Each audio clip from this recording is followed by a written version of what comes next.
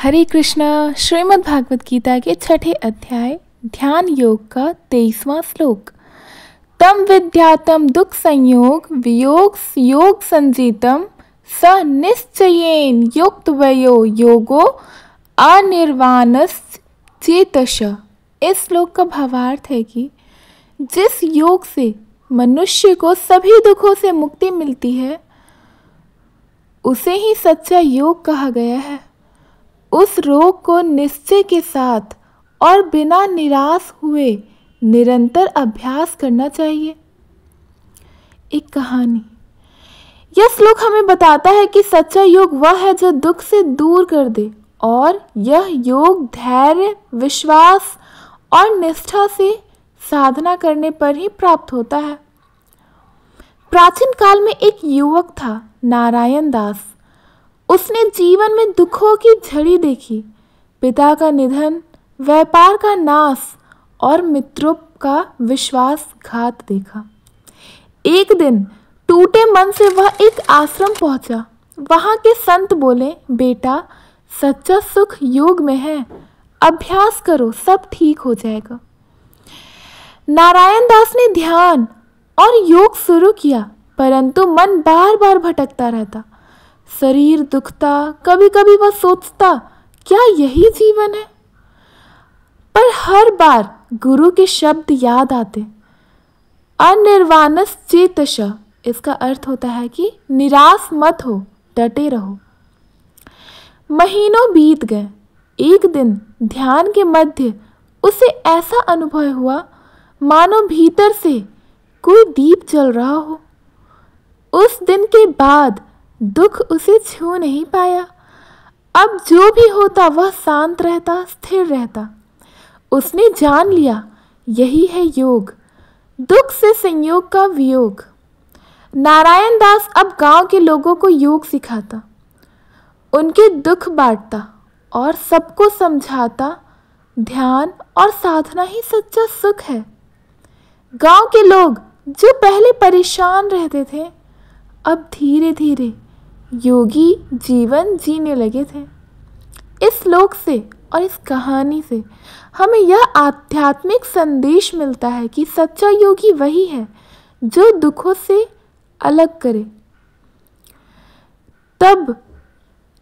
तभी संभव होता है जब हम निरंतर प्रयास करें, बिना हिम्मत हारे। धैर्य और विश्वास, यही योग का मूल मंत्र होता है। मन में यह ठान लेना कि पीछे नहीं हटना है, तभी भीतर का प्रकाश जागेगा। 24वां श्लोक। संकल्प प्रभावन कामान संयुक्त कत्वा सर्वान शेषता मन सैवे अनिंद्रिय ग्रामम विनियमम समन्ततः। इस श्लोक का भावार्थ है कि जो इच्छाएं संकल्प से उत्पन्न होती हैं उन्हें पूरी तरह से त्याग दो, फिर मन के द्वारा इंद्रियों को चारों ओर से वश में करो।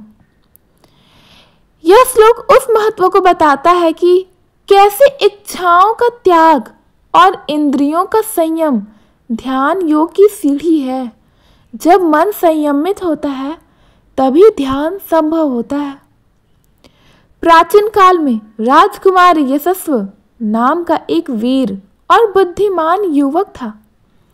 उसके पास सब कुछ था, वैभव, शौर्य, सम्मान, फिर भी उसका मन अशांत था। वह जानता था कि भोगों में सुख नहीं है, असली शांति कहीं और है। एक दिन वह वन में पहुंचा और एक महान योगी से मिला। राजकुमार ने पूछा, गुरुदेव, मुझे सच्ची शांति चाहिए, कृपया मुझे मार्गदर्शन दिखाएं। योगी ने मुस्कुराकर कहा, बेटा, सबसे पहले संकल्प से उत्पन्न इच्छाओं को छोड़ो और फिर अपने मन से इंद्रियों को वश में करो, तभी योग शुरू होगा। राजकुमार ने निर्णय लिया, अब मैं राज्य का सिंहासन नहीं, ध्यान की गहराई पाना चाहता हूँ।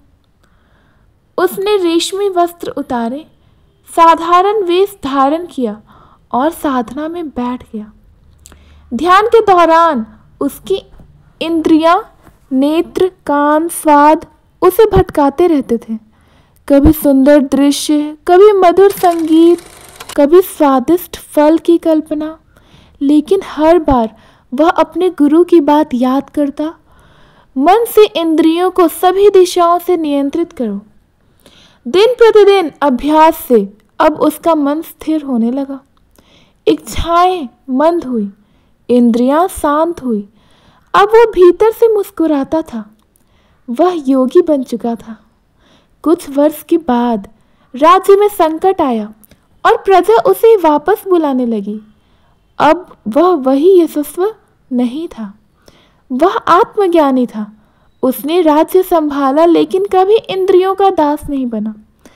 सत्य, संयम और योग की भावना से राज किया।